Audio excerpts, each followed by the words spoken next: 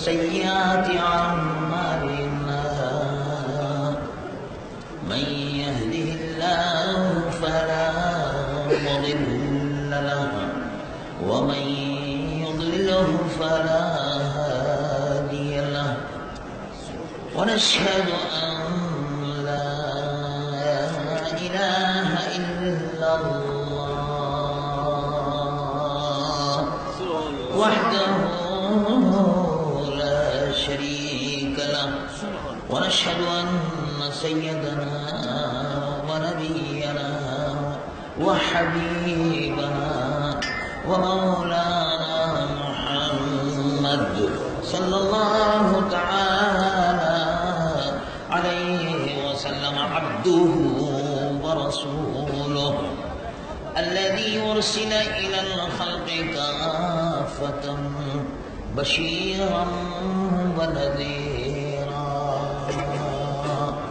وداعيا إلى الله بإذنه وسراجا منيرا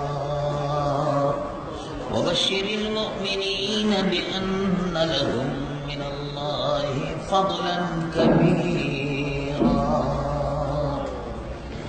فهو الحبيب الذي ترجى شفاعته لكل هول من الأهوال مقتحم جاءت لدعوته الأشجار ساجدة تمشي إليه على ساق بلا قدم ومن تكن برسول الله نصرته إن تلقه الرشد في آجامها تجري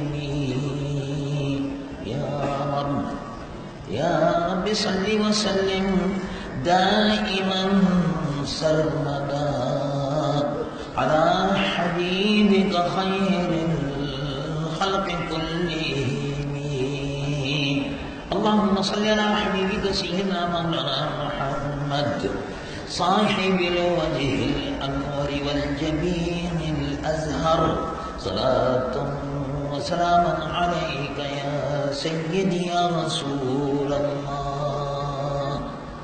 میرے محترم مقتدر علماء کرام، مشائخ نظام، میرے محترم بزرگوں، محترم بھائیوں، عزیز نوجوانوں، پیارے پیارے بچوں، السلام علیکم ورحمۃ اللہ وبرکاتہ. الحمدللہ، اللہ تبارک و تعالی کا فضل ہے، اس کا احسان ہے کہ ہم اور آپ نظام مصطفیٰ کانفرنس میں شرکت کے لیے حاضر ہیں. اللہ تبارک و تعالی مجھ گناہگار و سیاہکار کی اور آپ کی، ہمارے سب کی اس حاضری کو قبول فرمائے. دور و دراز سے، قرب و جوار سے، سردیوں کی ان راتوں میں آپ اپنے آرام کو اور نیند کو قربان کر کے تشریف لائے. اللہ تبارک و تعالی دین و دنیا میں آپ کو اس کی بہترین جزائے خیر عطا فرمائے.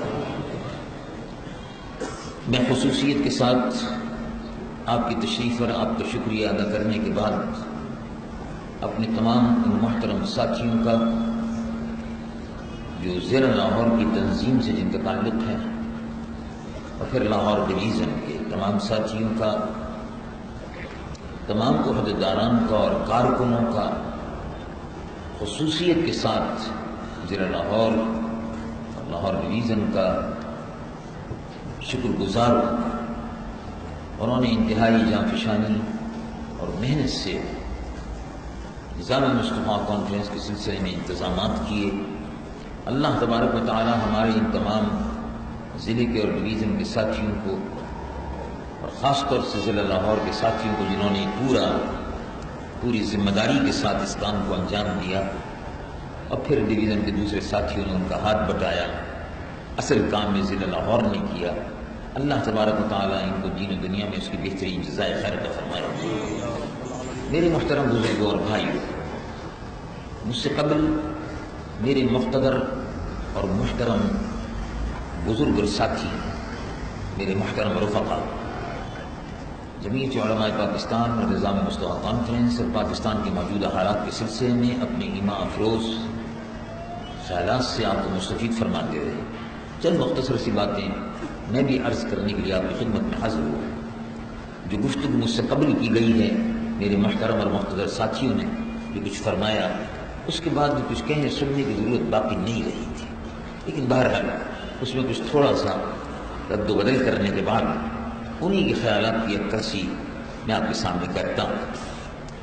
آج کے حالات میں پاکستان پر جو قیامتیں گزرتی رہی ہیں، اس 50 سال کے عرصے میں جو نصف صدی ہے، 50 سال کا عرصہ بہت بڑا ہوتا ہے، اس نصف صدی میں پاکستان پہ کیا کیا قیامتیں نہیں گزری۔ پاکستان سب سے بڑا حادثہ، پاکستان دو ٹکڑے ہو گئے، مشرقی پاکستان ہم سے جدا ہو گیا۔ پاکستان کو بدترین قسم کی نظریاتی شکست دینے کے سلسلے میں ہندوستان نے جو کچھ وہ کر سکتا تھا مشرقی پاکستان میں کیا، اور بنگلہ دیش اس نے بنوایا۔ اس میں ظاہر ہے ہماری کوتاہیوں کا دخل تھا۔ اس حادثے کے بعد، مشرقی پاکستان کے اس حادثے کے بعد بھی جس میں بنگلہ دیش بن گیا، قوم کو، حکمرانوں کو سنبھل جانا چاہیے تھا۔ اس وقت وہ لوگ جو مشرقی پاکستان کو بنگلہ دیش بنوانے کی جو قیادت مجرم تھی، اس مجرم قیادت کا احتساب نہیں ہوا، اس کا احتساب نہیں ہوا۔ میں صرف 25 سال کی تاریخ آپ سے بیان کر رہا ہوں، اور اس سے قبل اگر جاتا ہوں تو مرحوم وزیر اعظم لیاقت علی خان سے اگر شروع کرتا ہوں، ان کی شہادت، اس کا احتساب آج تک نہیں ہوا، اور اس میں بہت سے واقعات ہیں اس درمیان میں، لیکن میں صرف یہاں سے شروع کرتا ہوں۔ مختصر سے وقت میں یہ بتانے کی آپ کو کوشش کرنا چاہتا ہوں کہ آپ اس پر ٹھنڈے دل سے غور کریں کہ پاکستان کتنے بڑے بڑے حادثوں سے گزر چکا ہے، اور کسی بھی ایک حادثے کی، کسی بھی ایک المیت کی، کسی بھی موڑ پر کوئی ایسی کارروائی نہیں کی گئی جس سے احتساب کی تھوڑی بہت بھی رمق یا بو نکلتی ہو اور معلوم ہو کہ ہاں احتساب، فلاں مسئلے پر احتساب ہوا۔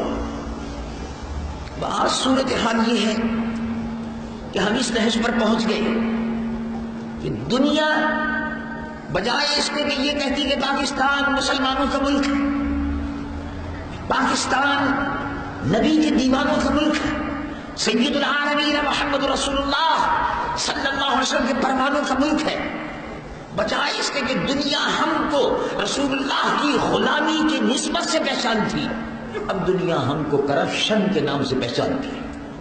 بجائے اس کے کہ دنیا ہم کو اسلام سے غیر متزلزل وابستگی کے جذبے سے پہچانتی کہ یہ مجاہدین کی وہ جماعت ہے جو اللہ کے دین کی سربلندی کے لیے ایک خطہ زمین جو انہوں نے حاصل کیا، نظریاتی مملکت، اس کی تعمیر میں اپنے خون سے اس کی تعمیر کر رہے ہیں، ایک نئے جذبے اور ولولے سے تعمیر کر رہے ہیں۔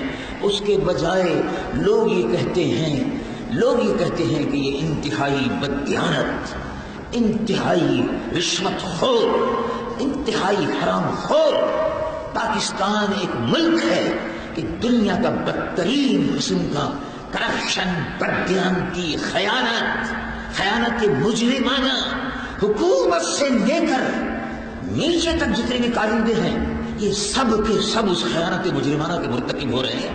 اس حیثیت سے ہمارا تعارف دنیا کے مختلف ممالک میں، کتابوں میں، رسالوں میں، اور سب سے بڑی بات یہ ہے کہ اب وہ پاسپورٹ جو پاکستان کا پاسپورٹ ہے، اس کا ایک تقدس ہے، اس پاسپورٹ کی تزلیل بیرونی ممالک میں ہوتی ہے کہ یہ ہیروئن فروش ہیں، یہ اسمگلر ہیں، یہ پاؤڈر فروش ہیں، یہ انسانوں کے قاتلوں کا ٹولہ ہے۔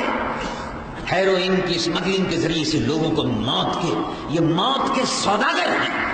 ہمارا تعارف موت کے سوداگر کی حیثیت سے، راشی رشوت خور کی حیثیت سے بیرون ملک ہوا. یہ کس وجہ سے ہوا؟ یہ وہ حکومتیں جو اس ملک میں برسر اقتدار تھی، وہ حکومت جو 3 سال تک اس ملک میں برسر اقتدار رہی، پیپلز پارٹی کی حکومت، اس کی بے نظیر حکومت، بے نظیر صاحبہ کی حکومت، اس نے پاکستان کو علاوہ رسوائی اور بدنامی اور کلیم کا ٹیکہ لگانے کے علاوہ پاکستان کی پیشانی پر کچھ نہیں باقی رکھا.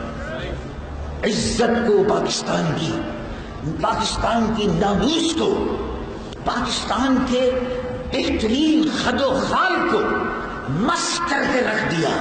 پاکستان کا اسلامی تشخص، اسلام کا غازہ جو پاکستان کے چہرے پر ملا گیا تھا، اس کو انہوں نے گرفتگی، غلاظت سے، یورپ اور امریکہ کی برآمد کردہ نجاستوں سے، ثقافت کے نام پر جو کثافت پھیلائی، اس کے ذریعے سے پاکستان کا حلیہ جو تھا وہ بگاڑ کے رکھ دیا.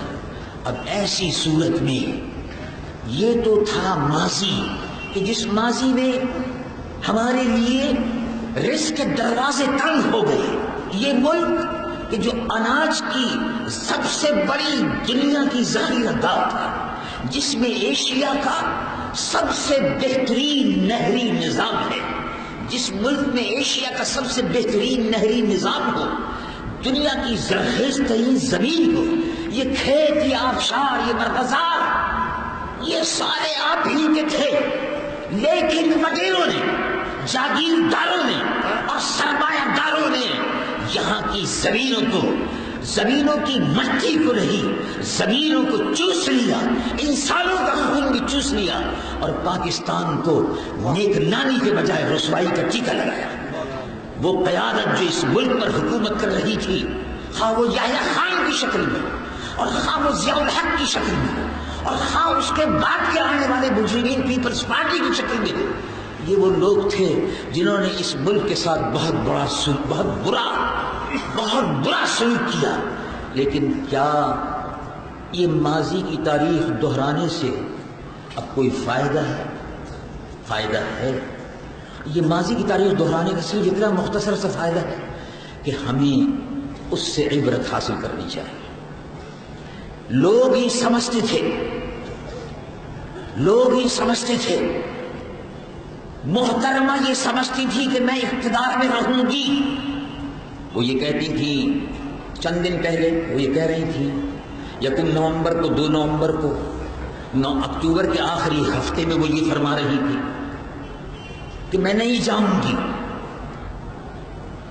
کوئی عورت اگر یہ کہے کہ میں نہیں جاؤں گی، ٹھیک ہے، تو جو وہاں لوگ تھے وہ اسمبلی میں بڑے خوش ہوئے، تالیاں بجی کہ نہیں جائیں گے. اور جب کوئی عورت یہ کہتی ہے کہ مجھے استعفیٰ دے دو یا میں استعفیٰ نہیں دوں گی، تو آپ کو معلوم ہے کہ عامی زبان میں اگر کوئی خاوند، بہت سے لوگ جو ہے وہ طلاق کا لفظ استعمال نہیں کرتے، وہ کہہ رہے تھے استعفیٰ دے دو. خاتون خانہ جب یہ کہتی ہے کہ میں استعفیٰ دے دوں گی، میں استعفیٰ لینا چاہتی ہوں، مطلب یہ کہ وہ چھٹکارا چاہتی ہوں. تو انہوں نے جب یہ کہا کہ میں استعفیٰ بھی نہیں دوں گی، لوگوں نے سمجھا رہنا چاہتی، ٹھیک ہے، میں جاؤں گی نہیں، میں استعفیٰ نہیں دوں گی. انہوں نے قومی اسمبلی میں چیلنج کرتے ہوئے کہا کہ سن لو، سن 1998 میں الیکشن کراؤں گی، ہم کو عوام نے 5 سال کے لیے اقتدار دیا ہے، عوام نے 5 سال کے لیے اقتدار دیا ہے. یہ غور سے سنتے رہیے گا. ہم کو عوام نے 5 سال کے لیے اقتدار دیا ہے، میں نہیں جاؤں گی، میں 98 میں انتخابات خود کراؤں گی، اپنی نگرانی میں کراؤں گی. یہ انہوں نے فرمایا تھا. اخبارات میں آیا، ریڈیو پر آیا، ٹی وی پر آیا، لوگوں نے سنا، میں نہیں جاؤں گی، میں نہیں جاؤں گی، میں استعفیٰ نہیں دوں گی، میں ہی الیکشن کراؤں گی اور میں ہی اپنی نگرانی میں الیکشن کراؤں گی. اب میں ان سے پوچھتا ہوں اب میں ان سے پوچھتا ہوں کہ وہ 1998 کہاں ہے؟ وہ کہتی تھی میں نہیں جاؤں گی. بڑی حسرت و یاس سے جب وہ وزیر اعظم ہاؤس پر ان کو نوٹس لگا کہ 2 دن میں آپ وزیر اعظم ہاؤس خالی کر دیجئے، تو وہ یہ پڑھتی ہوئی جا رہی تھی کہ بہت بے آبرو ہو کر تیرے کوچے سے ہم نکلے. وہاں سے جا رہی ہیں. اور یہ تو شاعر اپنی زبان میں کہہ رہا تھا بہت بے آبرو ہو کر تیرے کوچے سے ہم نکلے. اور اگر اللہ رب العالمین آپ کو اور مجھ کو ہوش و گوش سے سننے کی توفیق عطا فرمائے تو آواز آ رہی تھی. پڑھنے والا قرآن کا قاری تلاوت کر رہا تھا. جب وہاں سے نکل رہی تھی تو آواز آ رہی تھی، ایسا محسوس ہوتا تھا. سننے والے سن رہے تھے. رب العالمین جل جلالہ ارشاد فرماتا قل اللہم مالک الملک. اللہ اللہ مالک الملک.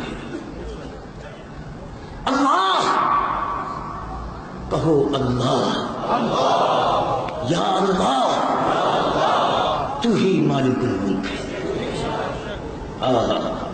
نکلنے والی نے عبرت حاصل نہیں کی، اب بھی کہتی ہے میں پھر آؤں گی. جاؤں گی نہیں،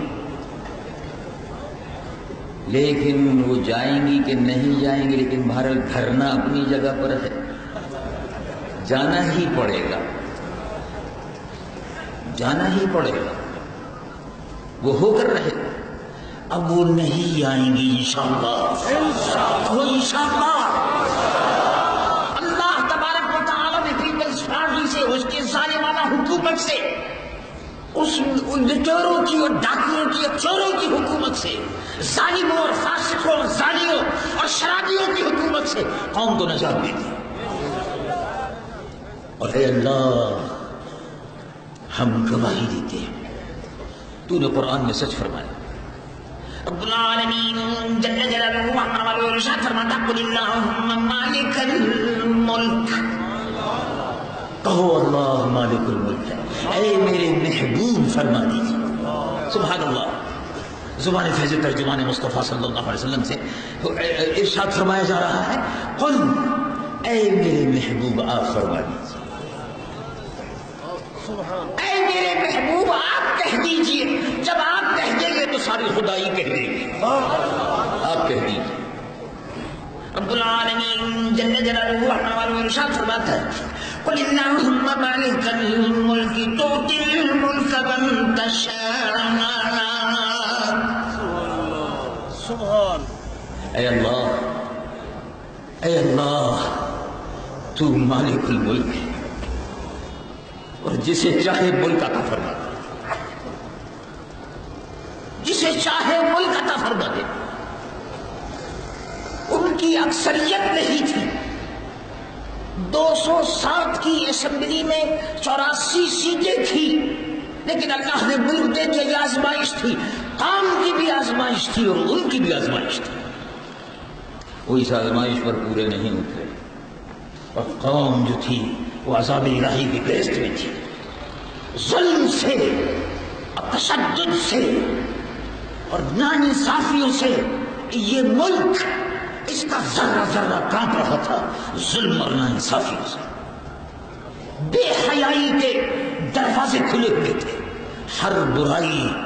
ہر برائی اسلام آباد سے نکل رہی تھی اور اس کا رخ پاکستان کے شہروں اور دیہات کی طرف تھا. اور جس طرح سے گٹر شہروں میں پھٹ جاتے ہیں، بدبو پھیلتی ہے، گٹر کا پانی پھیلتا ہے، ایسے ہی اسلام آباد میں گندگی، غراست، بدکار، شرابی اور زانیوں کا ٹولہ، لٹیروں ڈاکوؤں کا ٹولہ، پیپلز پارٹی کے جالوں کا ٹولہ جو اس ملک کو دونوں ہاتھوں سے لوٹ رہا تھا. زنا اور بدکاری اور شراب اسلام آباد میں جس طرح گٹر بہتا ہے ایسے بہ رہی تھی. اور وہی برائی پورے ملک میں پھیلائی جا رہی تھی. شراب کی دکانوں کے لائسنس دیے جا رہے تھے، رقص و سرود کی مجالس ہو رہی تھی، طاؤس و رباب اول شمشیر السنا آخر طاووس الرباط کی محفلیں سج رہی تھی، شمشیر السنا کی بات ہی نہیں ہو رہی تھی، قوم کی بہو بیٹیاں بے غیرت اور بے حمیت بنا کر ٹیلی ویژن پر ان کے ناچ نشر ہو رہے تھے، ٹیلی ویژن کو کنجر خانہ بنا دیا گیا تھا۔ یہ وہ حالات تھے جس میں اللہ رب العالمین جل جلالہ و منوالہ نے فرمایا دیکھو اللہ مالک الملک، اس کو چاہے عطا فرمائے اور اچھی طرح ذہن نشین کر لو، ولا تفرح انہ لا يحب الفرحین۔ قارون کو اس کے ساتھیوں کو نصیحت کی گئی زیادہ آپے سے باہر نہ ہو، اللہ تبارک و تعالیٰ آپے سے باہر ہونے والوں کو پسند نہیں فرماتا، ذرا سی دیر میں جو چاہے کر دیتا ہے، کیا کر دیتا ہے۔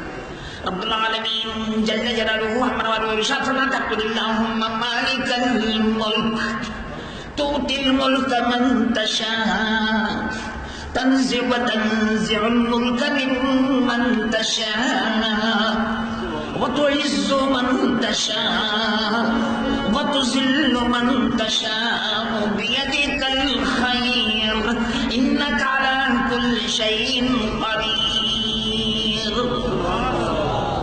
جس سے چاہے ملک لے لے، جس سے چاہے ملک لے لے۔ رات کو ایک وزیر اعظم اپنے بیڈ روم میں ہے، مسرت اور انبساط، سرور اور انبساط کی جو نیند گہری ہوتی ہے، جو خوشبو سے وزیر اعظم کا کمرہ جس طرح خوشبو سے معطر ہوتا ہے، اس میں نیند ہی نیند ہے، مدہوشی ہی مدہوشی ہے۔ ایسے عالم مدہوشی میں ٹیلی فون کی گھنٹی بجتی ہے، اللہ نے ملک کو چھین لیا، تنزع الملک ممن تشاء، جس کو چاہے عزت دے دے، جس کو چاہے ذلت دے دے، اسی کے دست قدرت میں، اسی کے دست قدرت میں وہ ہر چیز پر قادر ہے۔ تو یہ منظر بھی دیکھا، عبرت حاصل کرو میرے بھائیو۔ اب یہ تو ماضی تھا، مختصر سے وقت میں اب پروگرام کیا ہے نظام مصطفیٰ کانفرنس کا۔ میسج آپ کو، پیغام آپ کو میرے محترم اور مقتدر ساتھیوں نے ابھی دیا، وہی میسج ہے، وہی پیغام ہے۔ اس کانفرنس سے اٹھنے کے بعد یہ عزم لے کر اٹھو، عزم لے کر اٹھو۔ کیا عزم ہے؟ سرفروشی کی تمنا، سرفروشی کی تمنا اب ہمارے دل میں ہے۔ باطل قوتیں اکٹھی ہو رہی ہیں، الیکشن کے موقع پر باطل قوتیں، لادینی عناصر، منافقین کا ٹولہ، شرابی، بدکار اور زانی، لٹیرے، عوام کی دولت کے بلبوتے پر عیش و عشرت کرنے والے وڈیرے اور جاگیردار اور سرمایہ دار، یہ سب پھر آپ کے خون پر عیش و عشرت کی بساط بچھائیں گے۔ ان سے مقابلہ کرنا ہے، ان سے مقابلہ کرنا ہے۔ اب گھر میں بیٹھنے سے کام نہیں ہوگا۔ اگر گھر میں بیٹھ گئے میرے عزیز تو جس طرح 3 سال تک روتے رہے ایسے ہی پھر رونا پڑے گا۔ کیا آپ اس کے لیے تیار ہیں؟ کہ وہ وقت پھر آ جائے، اور وہ وقت پھر آ سکتا ہے۔ وہ وقت آپ کی غفلت، میری غفلت کی وجہ سے پھر آ سکتا ہے۔ اللہ کا وعدہ سچا ہے۔ رب العالمین جل جلالہ عملہ ارشاد فرماتا ہے ان اللہ لا یغیر ما بقوم حتی یغیروا ما بانفسهم وَإِذَا أَرَادَ اللَّهُ بِقَوْمٍ سُوءًا فَلَا مَرَدَّ لَهُ وَمَا لَهُم مِّن دُونِهِ مِن وَالٍ۔ اللہ تبارک و تعالی نے کسی قوم کی حالت نہیں بدلی جب تک کہ اس قوم کو خود اپنی حالت کے بدلنے کا خیال نہ ہو۔ لا یغیر ما بقوم حتی یغیروا ما بانفسهم۔ آپ اگر تبدیلی چاہتے ہیں، آنے انتخابات پر پاکستان کی نظریاتی مملکت کا قبلہ تبدیل کرنے کی سازشیں ہو رہی ہیں، وہی قوتیں جو ٹیلی ویژن پر بے حیائی کا سامان ثقافت کے نام پر کثافت پھیلا رہی تھی، وہی قوتیں اکٹھی ہو رہی ہیں۔ تو اس عزم کے ساتھ اٹھو کہ سرفروشی کی تمنا اب ہمارے دل میں ہے، اور دیکھنا ہے زور کتنا بازوئے قاتل میں ہے، کتنا زور ہے ان لابینی قوتوں میں، اب یہ دیکھنا ہے۔ یہ اس ملک پر حکمرانی کا حق وڈیروں نے، سرمایہ داروں، صنعتکاروں، جاگیرداروں نے اپنے لیے محسوس کر لیا ہے، اور ہم یہ سمجھتے ہیں، وہ لوگ یہ سمجھتے ہیں کہ اس ملک پر حکمرانی کا حق آکسفورڈ کے پڑھے ہوئے لوگوں کا، کیمبرج کے سند یافتہ لوگوں کا، ہارورڈ سے فارغ التحصیل ہونے والوں کا ہے۔ وہ یہ سمجھتے ہیں کہ واشنگٹن کی یونیورسٹی سے، آکسفورڈ کی یونیورسٹی سے، کیمبرج کی یونیورسٹی سے جو نکل کے آتے ہیں، انہی کا حق ہے کہ وہ پاکستان پر حکومت کریں، اور ہم یہ سمجھتے ہیں کہ اس ملک پر غلامان مصطفیٰ کو حکومت کا حق ہے۔ جو میرے آقا حضور پرنور سید العالمین محمد رسول اللہ صلی اللہ علیہ وسلم کے مدرسے کا پڑھا ہوا ہے، وہ اگر آئے گا تو نظام مصطفیٰ آئے گا۔ اب تم سوچو، اب یہ تمہارے اور میرے فیصلے کا وقت ہے۔ لادینی عناصر، سیکولر طاقتیں پورے جوش عمل کے ساتھ متحرک ہوئے۔ صدر صاحب کی کابینہ میں وہ لوگ بیٹھے ہوئے جن کے پاس امریکہ کا گرین کارڈ ہے، وہ لوگ بیٹھے ہوئے جن کی وفاداری یہودیوں اور عیسائیوں سے ہے، وہ لوگ بیٹھ گئے ہیں آ کر کہ جن کے خون میں یہودیوں اور عیسائیوں کا پیسہ گردش کر رہا ہے، یہودیوں کے ایجنٹ، IMF کے دلال، یہ ساہوکار پاکستان کی گردن پر آ کر بیٹھ گئے ہیں۔ اب آپ سوچئے، یہ عمل کا وقت آپ کا ہے، آپ کے ہاتھ میں ووٹ کی قوت ہے۔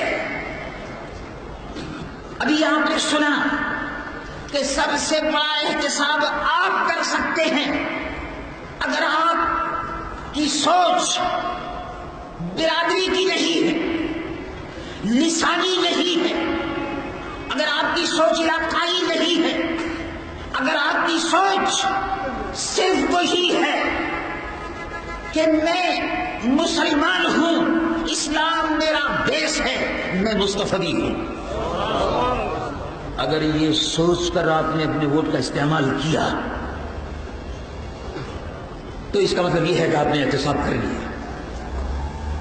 اور اگر برادری کے چکر میں رہے، عزیزوں رشتہ داروں کے چکر میں رہے، اور یہ امانت ہے، اس امانت کے ساتھ آپ نے ووٹ کی امانت کے ساتھ خیانت کی، تو اللہ کے حضور میں آپ جواب دہ ہوں گے۔ اگر شرم نبی اور خوف خدا ہے تو پھر اپنے ووٹ کا استعمال کیجیے، یہ آپ کی طرف سے احتساب ہوگا، یہ عوامی احتساب ہوگا۔ حکومت احتساب کے سلسلے میں اعلانات کر رہی ہے، بھی ہم دیکھ رہے ہیں، اور اس کے بعد ہم مزید کہیں گے۔ ابھی تو وہ کابینہ میں وہ لوگ ہیں کہ جن کو دیکھ کر کابینہ میں وہ لوگ ہیں کہ جن کو دیکھ کر شیطان یاد آتا ہے۔ کابینہ میں وہ لوگ ہیں میں وزیر اعظم کے متعلق کچھ نہیں کہہ رہا، کابینہ میں وہ لوگ ہیں جن کو یہودیوں نے خاص طور سے بھیجا، جو ہماری گردن دبوچنے کے لیے آئے ہیں۔ اب یہ وقت ہے آپ نظام مصطفیٰ کے خادم کی حیثیت سے بیدار ہو جائیے۔ اپنے حقوق کی جدوجہد کیجیے. نظام مصطفیٰ کا نفاذ یہ آپ کا حق ہے. رسول اللہ کملی والے آقا صلی اللہ علیہ وسلم کی شریعت کا نفاذ اس ملک میں یہ آپ کا حق ہے. آپ اپنے حق کے لیے کھڑے ہو جائیں. آپ اپنے حق کی جدوجہد کے لیے صف اول میں آئیے اور اس ملک کی تقدیر کو رسول اللہ محمد رسول اللہ صلی اللہ علیہ وسلم کے دامن سے وابستہ کر دیجیے. آپ کو روٹی بھی چاہیے, مجھ کو بھی چاہیے, تعلیم بھی چاہیے, بچوں کو, میرے اور آپ کے بچوں کو تعلیم بھی چاہیے, بیماروں کو دوا بھی چاہیے, بے مکان لوگوں کو مکان بھی چاہیے, اور بے روزگار لوگوں کو روزگار بھی چاہیے. میری عزیز, نظام مصطفیٰ ان تمام حقوق کا ضامن ہے. میرے آقا سید العالمین محمد رسول اللہ صلی اللہ علیہ وسلم نے ارشاد فرمایا کہ اس اسلامی حکومت کی ذمہ داری ہے کہ وہ بے روزگاری کو دور کرے, بے روزگاری کا اعلان اس دے. امیر المومنین سیدنا عمر کے زمانے میں یہی ہوتا تھا. رہنے کو مکان نہیں ہے تو مکان دے.